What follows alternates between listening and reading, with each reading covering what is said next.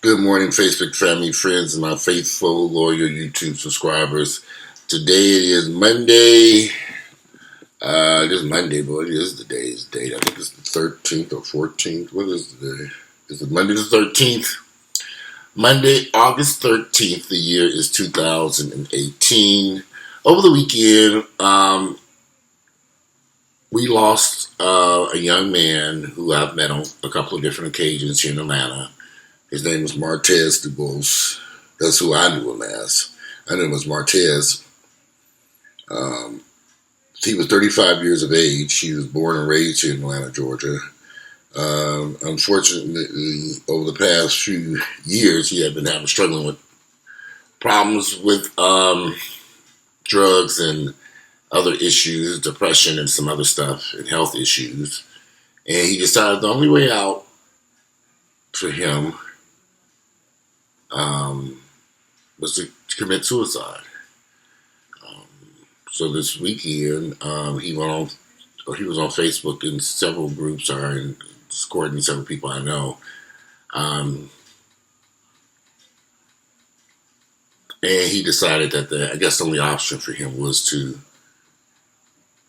take his life because he was suffering from so much depression and other issues, like I said, health-related and drug-related issues. He was on methamphetamine, had been on it for a few years, and he just couldn't kick the addiction and was having a tough time recovering from it. I think meth is a very powerful drug, and it's sweeping through Atlanta. You've got hundreds of guys here in Atlanta who are using meth, and it's a destructive drug. It causes a lot of harm, and has hurt a lot of people here that I personally know here in Atlanta. A lot of people start off using methamphetamine as a recreational drug, and they don't realize the power of meth or coke and how it can cause lifelong addiction and issues with their health, mental problems, depression, and you add that with drinking and unemployment and health issues, and it can just create a hell of a storm in a person's mind. I keep saying this for reference. Having lived in Atlanta almost 30 years, I've met so many handsome young guys like Martez who committed suicide, and I never understood why. Because I will say, although I never understood why they chose that route. But I can honestly say that it was always in the background some type of addiction going on, whether it was alcohol or drugs or depression or something was going on, and creating a hell of a lot of issues in their minds. So for me, I've sat back. When you lived in a community as long as I have, and you've witnessed this over and over and over, you begin to wonder, well, can there ever be a way to help people out of these problems? Because these problems just kind of come up. I won't say they come up from nowhere, because you can see the problem. People who knew Martez knew he had a drug problem. He had publicly posted about his drug issues on Instagram. He was a well-known individual. A lot of people knew what was going on with him. The question would be, how do you help a person who's going through this issue? Where do they go to get help? How do they help themselves? Where do they go for help? Those are the issues that come to my mind. Where do you go? Where do you start? Where do you turn to? You're addicted to meth, coke, whatever. Who do you go to for help? How do you get past this addiction? What do you do? Are there rehab facilities for people where they can live at until they get better? How do you work and fight addiction? There's so many questions, so I always say it's best not to go down that path to start with. I've met so many guys over the years who are just as handsome and beautiful as Martez, who got involved in drugs, And it just changed their entire lives. And most of them are not here today. I've never touched any of these illegal drugs, such as cocaine and methamphetamine. I don't even do marijuana. Because I just know that for me, that's just not for me. And like I said, a lot of people start off using these drugs as recreational use because everybody else is doing it. I've been to plenty of parties where I saw friends passing plates of cocaine around. Everybody's snorting a line. I didn't participate. I've been in private homes, functions, clubs, parties, in cars. We're driving down the highway and somebody passes something back and I'm like, what is this? But I know what it is. I know what I don't do it. And when people start down that recreational path to using these drugs, it can sometimes not end the way they thought it was going to end. Again, where do you go get help? When do you know that you need help? When do you realize that you need help? After you burn the bridge with family members and friends and associates and lost jobs and income and moved from city to city.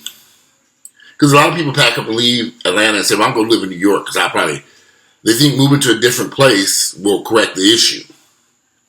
You just take those demons with you. You just back them up. They're back at U-Haul. They're riding at you in that U-Haul driving from Atlanta to New York or Chicago or wherever, D.C. or Houston, where everybody's running to now. And those demons are going with you. Without professional help, and I mean, really, you got to find first of all, you got to really desire professional help too. But I want to change this. I don't want to walk down this path. I don't want to be hurt like this anymore. I don't want this drug to control my life anymore. You got to feel it deep in your soul that I have to get out of this. It's the only way that change will come to be. Otherwise, my beard looks a mess this morning. Otherwise, it will create so much conflict in your life. So I always tell people, if you're going, I would strongly suggest to these young men and women who I do these videos for, that you be very careful with recreational drugs. Because something that you think you might be able to do just every week, once or twice, every other weekend, can turn into a daily habit very quickly, and you would not realize what's going on. We got so many guys in Atlanta fighting methamphetamine because it's cheap. Meth is flooding into Atlanta because it's cheaper than cocaine. So the Mexicans are pumping lots of methamphetamine into this town. It's coming from Mexico. And it's cheap. And it's everywhere. It's everywhere. You got to go find and get you some meth these damn days. You can go right up to the Kroger's. Instead of walk around the parking lot, somebody will help you find what you're looking for. So when people get started down that path, again, I don't think a lot of people take into account that this could create a problem. You have lifelong addiction, and it fucks up your brain. You can't think properly. Your endorphins are all messed up. Your body chemistry is all messed up. You don't know when to eat properly. And I've seen so many great guys that I knew over the years, and they're fighting these drug addictions, and I'm like, man, what happened? Beautiful, handsome guys that I met back in the past 5 to 6, 7 years. They all want to come to Atlanta with these hopes and dreams and aspirations, and they end up in a homeless shelter. Because Atlanta's a party city. Now, I'm not going to go into my opinions about these houses and house and ball community. I'm going to save that for another video. But it's something about fake love that troubles me. When people say they love you and care about you, do you really? I've known about the house and ball community for many years. I avoided that scene because it didn't just seem genuine to me. Now, I'm on the outside looking in. But for those who I know who are participating in that, I've heard the stories. And none of it seemed good and healthy to me. But again, I'll save that for another video, for another time. Because I do feel that to a certain degree, that community played a part in this. people going looking for love and affection and warmth, and you're looking for somebody to care about you, it's hard to find out in the streets. I don't care where it is. I've lived in this community for a long time. A lot of you all, I'm meeting guys that are 27, 28, 29, 30 years of age. They literally, when I was 18 years of age when they were born. And I'm looking at all these issues and problems taking place. And I try to talk to these guys, but a lot of them don't want to listen. They don't want to hear it. Because they think they figured it out. They think they're younger, smarter, and wiser. I sit back and say, okay, let's see how this works out. I want the best for everybody. Some people say I'm really just a horrible person because I constantly attack the gay community because they see me pointing out the negative things going on in our community. Well, someone's got to say something. You can't just walk through this lifestyle and pretend as if none of these problems exist. There's a hell of a lot of issues going on here. And nobody's tackling these issues. I don't even know where to start myself and how to fix these issues. If somebody walked in here and said, well, I'm having a drug problem, where to start? That's what I'm doing this video. Where do you start? Who do you go to? How do you get the help that you need? Where would you go first? If you're suffering from depression and you feel like you've been suicide, who do you pick up the phone and call? You call 911. Do you do? I personally think people should start there. I've seen so many people commit suicide over the years, like I said. There's always something going on in the background that's drug related or alcohol related. Or the person suffering from severe depression and has battled it for years. It's always something. They just don't wake up and decide, I'm going to kill myself. It doesn't work out that way. It's something leading down this path, something going on that's been going on and festering and manifesting itself for years. And it ends badly. Who do you go for help? Who do you call? Have we set up the right resources and put them in place for people to seek help? We know these guys, we have a drug addiction and alcohol problem that's been raging in this community for years. Years. Who do you go to? Who do you seek help with? Like I said, most people start off using it recreational. It's a little fun here, a little fun there, a little hit there, a little bump there. I'm going to hit a little bit tonight and I'm going to party, and then it becomes a part of their daily routine. A little bump to get up and to go to work, a little bump to get through work, a little bump, a little hit just to get through the day, a little hit after the work. And then they find themselves consistently, now they've entered the throes of addiction.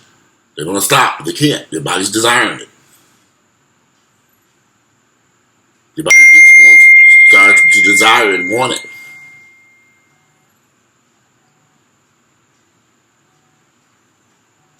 And then you mix in health issues like HIV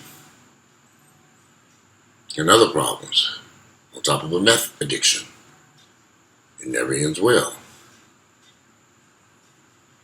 I've watched so many guys end up in the hospital and damn near died. Many of them did die.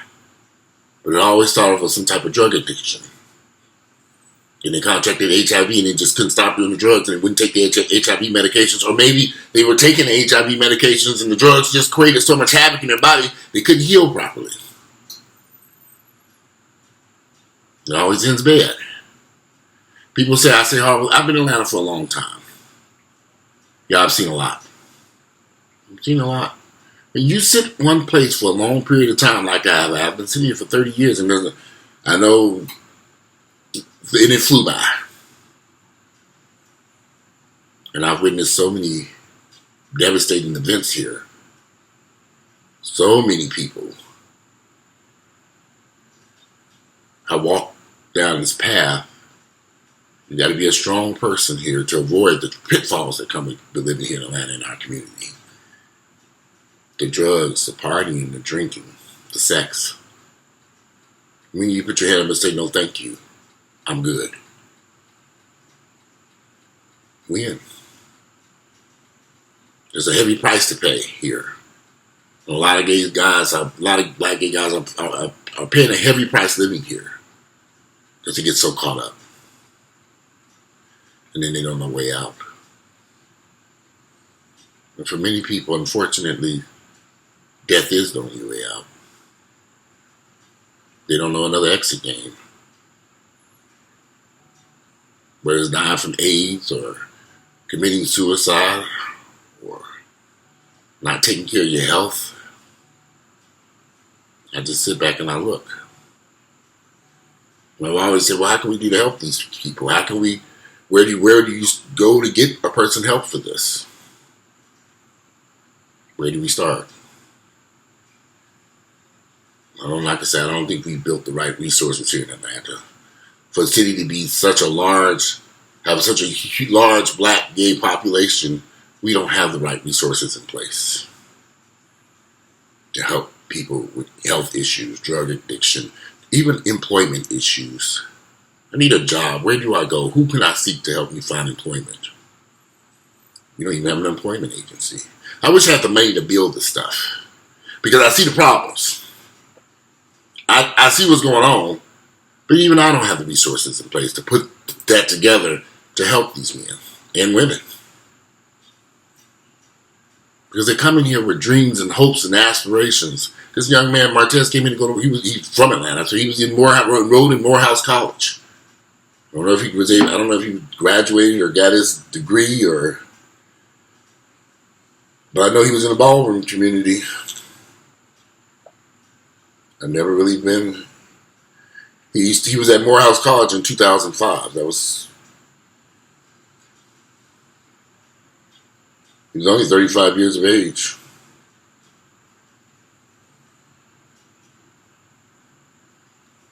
A young kid. As to why he felt that he had to take his life, I don't know.